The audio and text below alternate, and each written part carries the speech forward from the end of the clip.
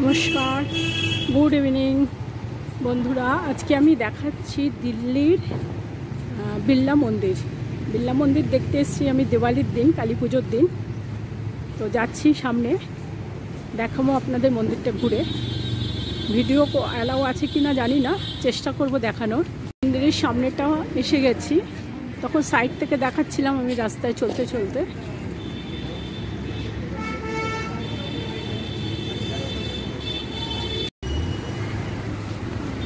এখন দেখছেন দিল্লির বিড়লা মন্দির, লক্ষ্মীনারায়ণ মন্দির।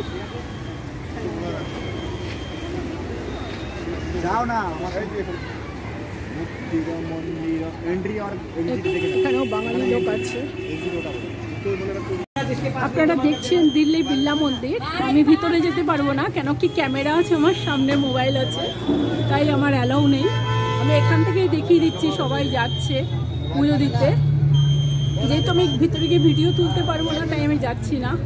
পরে এক সময় কম ভিড় যখন থাকবে তখন এসে দেখব।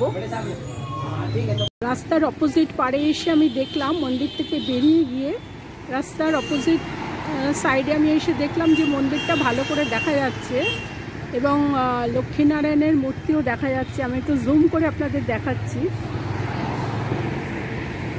হচ্ছে লক্ষ্মীনারায়ণের মন্দির, সামনে ভক্তরা আছে, সেই জন্য একটু আড়াল পড়ে গেছে।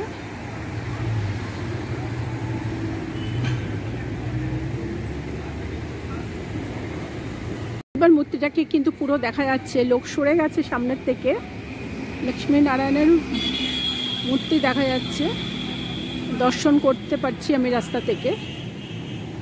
দেখলাম সে মন্দিরটার নাম হচ্ছে বিড়লা মন্দির আর লক্ষ্মী নারায়ণ মন্দির।